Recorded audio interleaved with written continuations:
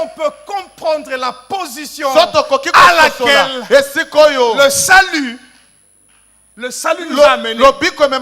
L'histoire du salut nous a fait entrer dans la porte de la grâce. La porte de la grâce nous a élevés dans la position de la conjointe avec Jésus. Voilà pourquoi Jésus pouvait dire à Paul, quand Paul était en train de pleurer pour la maladie, un ange de Satan m'a soufflé. J'ai une écharde. J'ai prié 3 fois pour le Seigneur de l'enlever. La Bible dit, le Seigneur m'a dit, ma grâce te suffit. Ma grâce te suffit. Écris cette histoire. La grâce de Dieu dans ta vie te suffit. La grâce de Dieu dans ta vie te suffit. La grâce de Dieu dans ta vie te suffit.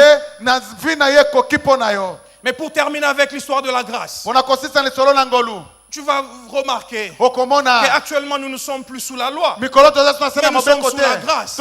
Car Dieu nous accorde toutes ces faveurs, non à cause des œuvres, pas à cause des mérites, surtout pas à cause des privilèges, mais seulement par pure grâce. Nous sommes sauvés par grâce. Romains 3 verset 24 nous servons Dieu par grâce. Paul l'a dit dans 1 Corinthiens 15 verset 10. Il dit par la grâce de Dieu, je suis ce que je suis. Et même j'ai travaillé beaucoup plus que tous. Mais non pas toutefois non pas moi, mais la grâce de Dieu qui est en moi. Nous servons Dieu par grâce. Et même l'héritage dans le ciel, nous l'avons par grâce. Je ne peux pas terminer l'histoire de la grâce sans souligner ceci. La grâce de Dieu n'est pas une licence pour pécher. Je ne peux pas terminer l'histoire de la grâce de Dieu sans souligner ceci. La grâce de Dieu n'est pas une licence pour pécher. Romains chapitre 6, verset 1 à 2. Paul dit ceci. Paul dit ceci.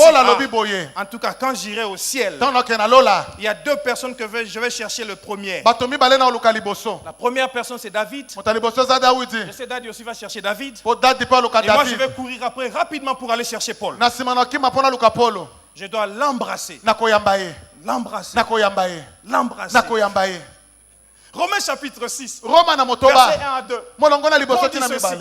Que dirons-nous donc? Demeurerions-nous dans le péché afin que la grâce abonde? Parce que la Bible dit là où le péché abonde, la grâce surabonde. Et les gens pensent que je dois vivre dans le péché pour que la grâce surabonde. Paul dit ceci au verset 2. Loin de là, nous qui sommes morts au péché, comment vivrions-nous dans le péché? Parce que la première histoire de ta vie, l'histoire du salut, t'a déjà tué contre le péché. À partir de là, ce n'est plus toi qui vis, c'est Christ qui vit en toi. Je ne péche pas parce que j'ai peur de ma femme pour qu'elle ne me voie pas que j'ai péché. Mais je ne péche pas parce que je suis mort. Je suis mort. Je suis mort dans le péché. Je ne pêche pas parce que j'ai peur qu'un membre de l'église va voir le pasteur pécher. Non, non, non. Je ne pêche pas parce que je suis mort. Je suis mort pour le péché.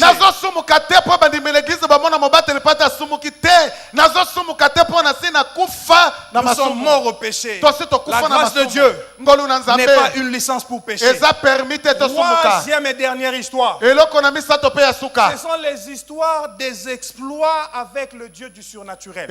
Après que j'ai été sauvé, après que la grâce de Dieu m'ait accompagné dans ma vie avec la miséricorde de Dieu, démontrant sa bonté, le Seigneur me met maintenant sur un terrain pour que je commence à opérer des exploits. Exploits, c'est quoi? Les exploits sont des actions remarquables, sont des actions exceptionnelles qu'on appelle des prouesses. Ce sont des choses qui font parler des personnes qui les opèrent. Et quand les gens parlent, c'est enregistré. Et quand c'est enregistré, c'est écrit. Voyons Hébreux chapitre 11.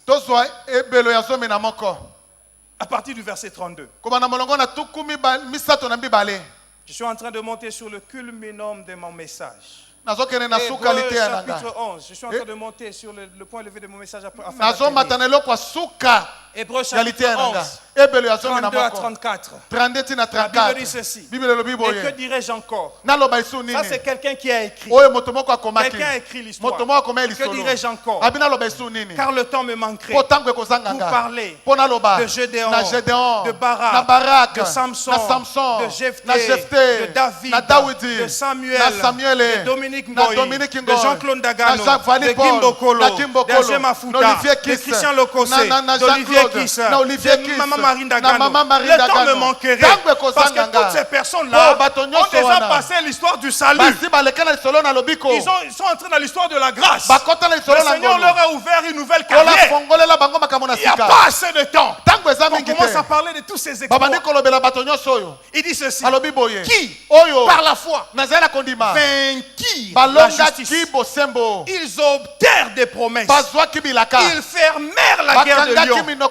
Ils éteignirent la puissance du feu. Ils échappèrent aux tranchants de l'épée. Ils guérirent de leur maladie. Ils furent vaillants à la guerre. Ils mirent fuite des armées étrangères. Il est temps maintenant. Il est temps maintenant de mettre je dans ces histoires. Je dans ces histoires. C'est le temps pour toi d'entrer dans cette carrière. Parce que Dieu t'a amené du salut à la grâce pour que tu fasses des exploits. Je répète, s'il y a une seule phrase que tu peux retenir ce soir, Dieu t'a sauvé par sa grâce afin que tu entres dans le salut, dans la grâce plutôt, pour que tu fasses des exploits. Les exploits t'attendent. C'est maintenant le temps de mettre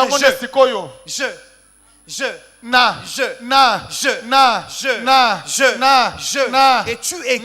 Et quelqu'un va dire, le temps me manquerait de dire toutes ces choses. Bien-aimés dans le Seigneur, j'avais déjà lu avec vous Exode chapitre 17. La Bible dit, Amalek vint combattre Israël à Rephidim.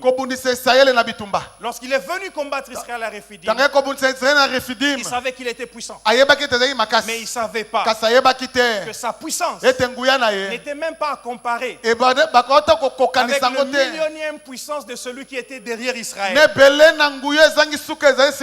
grand problème avec le diable, c'est qu'il s'appelle diable. Et comme il s'appelle diable, il est ignorant de beaucoup de choses.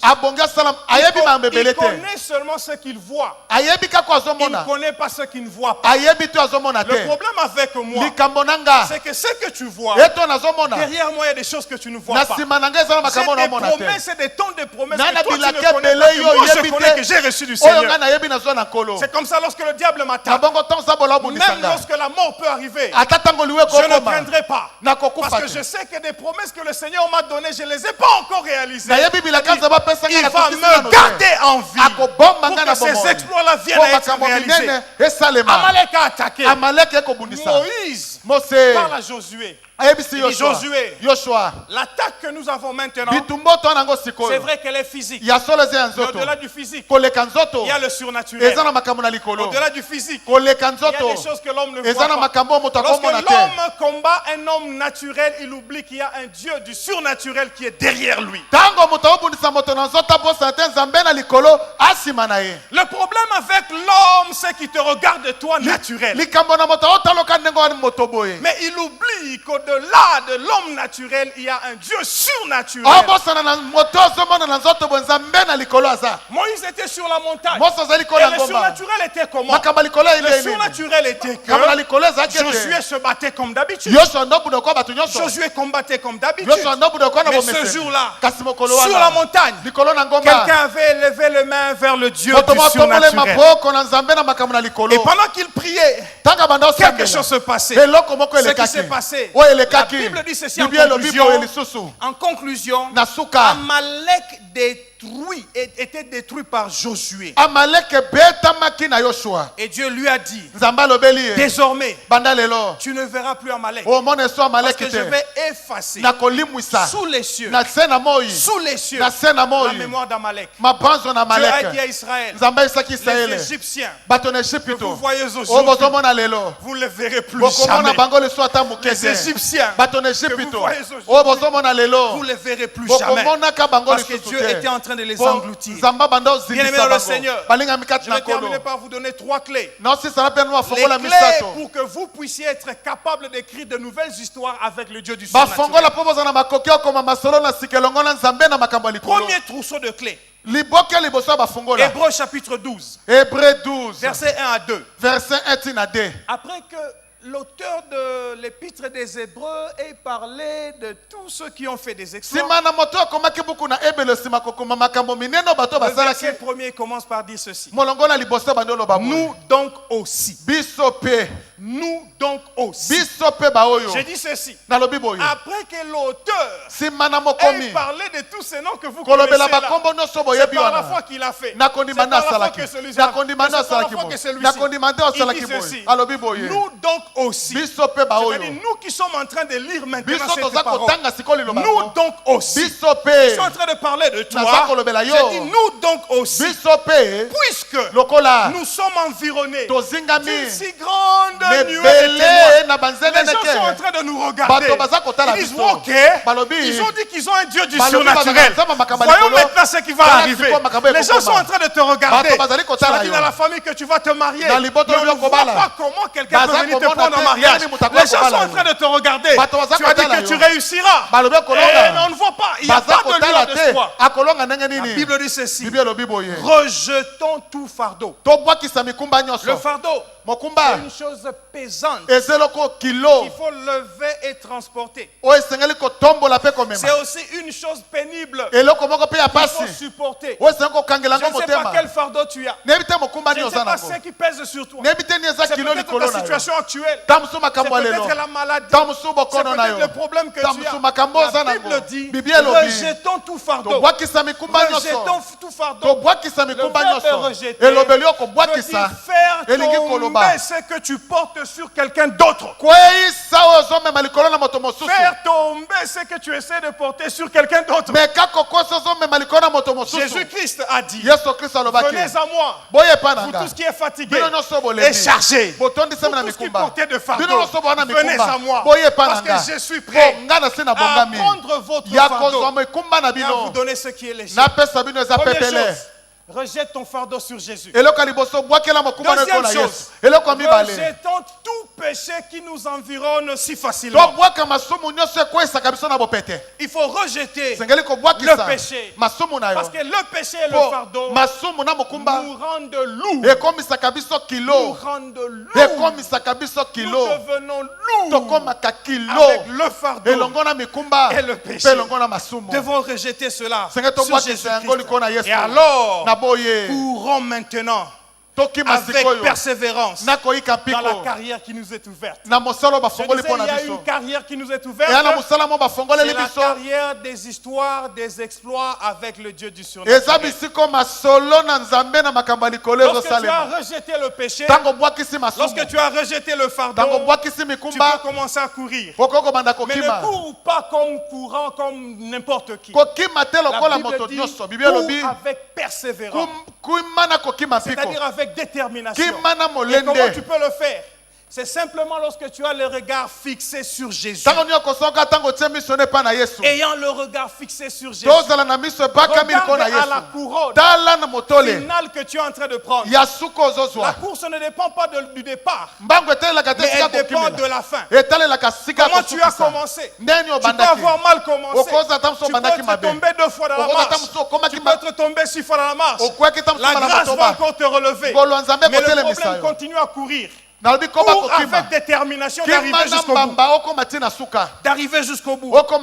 La Bible dit, et en ayant le regard sur Jésus, il suscite la foi et l'amène en perfection. En échange de la joie qui lui était réservée. En échange de la joie qui lui était réservée. Il a souffert la croix. Il a méprisé l'ignominie. Il s'est assis à la droite du trône de grâce. Jésus lui-même a couru. Et parce qu'il a couru, il a vaincu. Toi aussi tu peux courir. Cours avec persévérance. Le chemin par lequel tu passes, il est aussi passé. Parce qu'il avait porté le corps de l'homme comme toi. Il court avec persévérance. Mais une chose, garde tes regards fixés sur lui. Quand tu gardes le regard fixé sur lui, la parole de Dieu s'accomplit.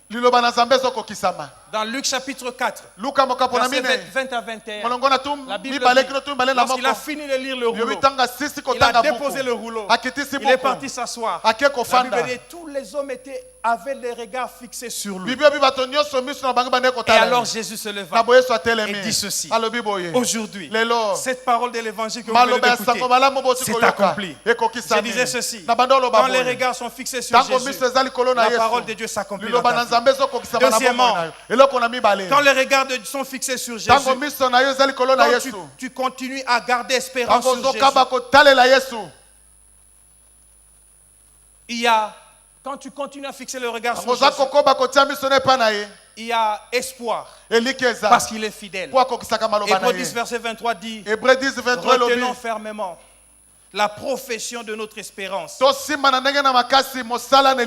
celui qui a fait la promesse est fidèle. C'était le premier trousseau de clés. Deuxième trousseau de clés. Hébreux chapitre 4, verset 9 à 16. Hébreux 4, 9 à 16. Hébreux 4, 9 à 16. Hébreux 4, 9 à 16. Hébreux 4, 9 à 16.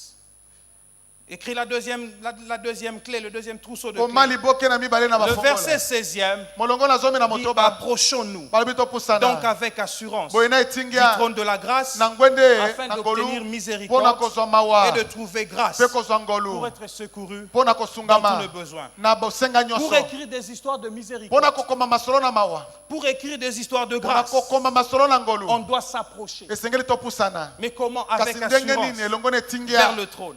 On ne pourra s'approcher avec assurance que lorsque seulement on connaît ce qu'il a dit. Ce qui donne l'assurance, c'est l'alliance. Ce qui donne l'assurance, c'est la parole de Dieu. Des fois, lorsque tu es fatigué, rappelle-toi de ce qu'il t'a dit. Rappelle-toi de ce qu'il t'a dit. Mais écoutons maintenant la parole dont je parle, comment la Bible le présente ici. Il y a donc un repos de sabbat, à partir du verset 9, réservé au peuple de Dieu. Car celui qui entre dans le repos de Dieu se repose de ses œuvres. Comme Dieu s'est reposé de ses œuvres. Empressons-nous donc d'entrer dans ce repos afin que personne ne tombe en donnant le même exemple de désobéissance. Car la parole de Dieu est vivante. Elle est efficace. Elle est plus tranchante qu'une épée. Quelconque à deux tranchants, pénétrante jusqu'à partager âme et esprit, jointure et moelle, tels juste les sentiments et les pensées du cœur. Le deuxième trousseau de clés, c'est de s'approcher vers Jésus avec assurance, mais en gardant la parole de Dieu. Et ici, je voudrais te dire ceci: nous devons dépasser le niveau de lire la parole de Dieu pour accéder au niveau où la parole de Dieu nous lit. Esengeli tokati sepimelo ya kotanga liloba na Nzambe tokoma nesiko liloba na Nzambe ekomi kotanga nga ekomi kotanga yo. Yes. La Bible dit, la parole de Dieu, elle est vivante, elle est efficace, elle est tranchante, plus que une épée à deux tranchants, capable de pouvoir séparer âme et esprit, c'est-à-dire tes sentiments à toi par rapport à ce que Dieu veut, c'est-à-dire tes vœux à toi par rapport à la volonté de Dieu, et jusqu'à couper entre les jointures et la moelle. C'est-à-dire qu'il faut couper l'os pour voir la moelle. Ce qui est dur en toi doit être pénétré par la parole de Dieu. Malheureusement, aujourd'hui, tout le monde veut une parole qui n'est pas vivante. C'est-à-dire une parole que je lis mais que je ne vis pas. Une parole qui n'est pas efficace. C'est-à-dire une parole que je prêche qui peut changer les autres mais qui ne peut pas me changer. Une parole qui n'est pas tranchante. Mais qui vient simplement comme de la baume qu'on place sur la peau sans qu'elle puisse pénétrer. C'est pourquoi je dis, pour que tu écrives de nouvelles histoires, il faut laisser que la parole de Dieu pénètre en toi jusqu'à séparer ce qui est naturel du surnaturel. Il y a beaucoup de choses que tu gardes encore, que le Seigneur a voulu depuis longtemps que tu puisses te dépouiller afin que tu puisses entrer dans la phase du surnaturel. Permets à la parole de Dieu de pouvoir pénétrer et travailler en toi. C'est une opération sans anesthésie. Elle fait mal, mais elle va arriver jusqu'à te guérir. Nous sommes fatigués des chrétiens qui écoutent la parole de Dieu, mais dont la parole de Dieu n'est pas efficace dans leur vie. Ce n'est pas que la parole de Dieu n'est pas efficace. Le problème, c'est que le chrétien ou l'homme de Dieu n'a pas permis à la parole de Dieu de pouvoir pénétrer. Laisse la parole de Dieu venir te lire. Et enfin, le troisième trousseau. Colossiens chapitre 1 verset 23, nous avons lu cela. Colossiens 1 23, le verset 23 dit ceci. Si de moins vous demeurez fondés et inébranlables dans la foi, sans vous détourner de l'espérance de l'évangile, sans vous détourner de l'espérance de l'évangile que vous avez entendu. Troisième trousseau de clés. La foi.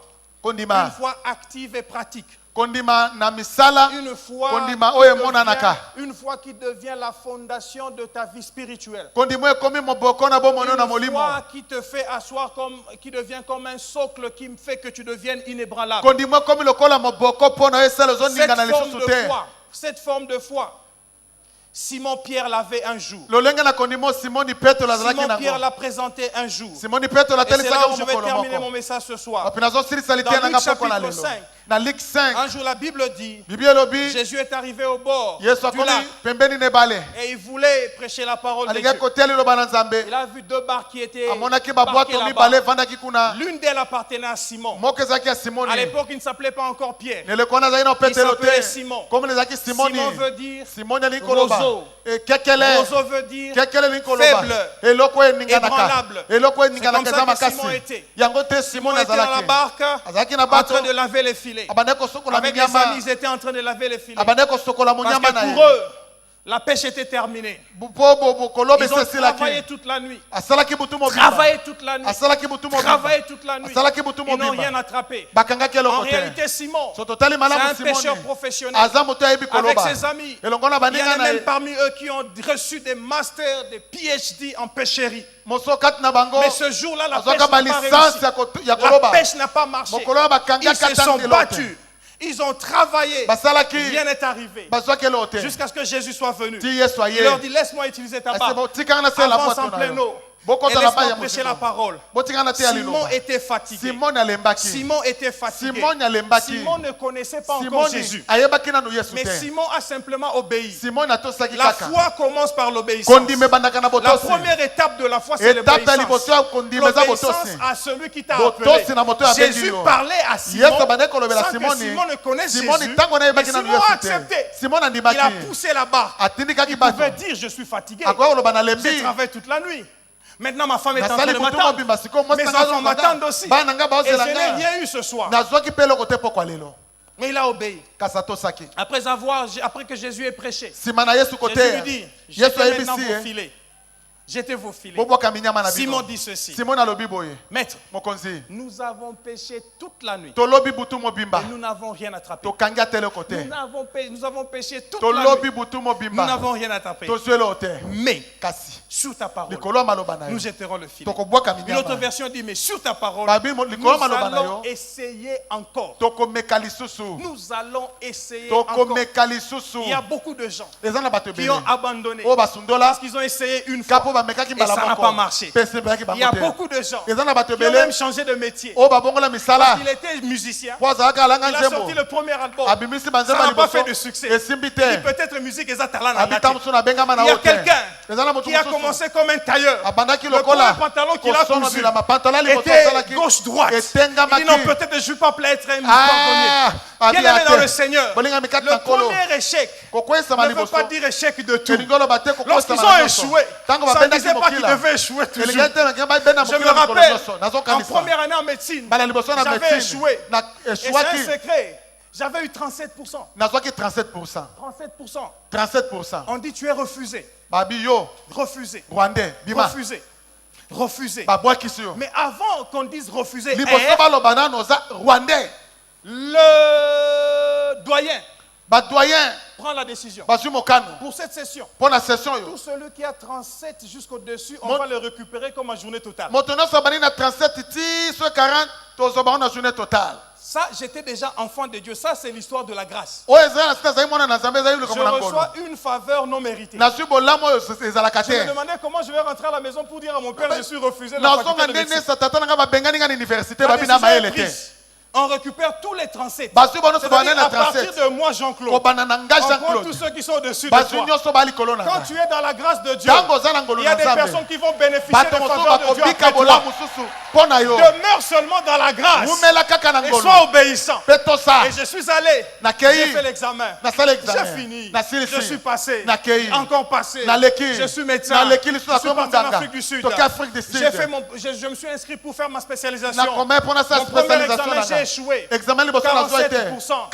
Le professeur a dit, ton niveau est trop bas. Tu n'es pas capable d'aller au niveau académique. Et c'est le même professeur. Après que j'ai eu mon premier diplôme post-graduate diplôme, c'est lui qui m'a référé pour mon master. Et c'est lui qui m'a envoyé à l'université où je suis devenu assistant, ou maintenant assistant senior. Et je suis devenu spécialiste. Bien aimé dans le Seigneur. Un échec dans la vie ne signifie pas échec de tout. Même le mur que vous voyez ici. Le mur que vous voyez ici n'est pas composé que de briques entières. Il y a aussi des briques brisées. Mais le maçon a pris les briques brisées. Il a mis beaucoup plus de ciment au-dessus pour couvrir cela.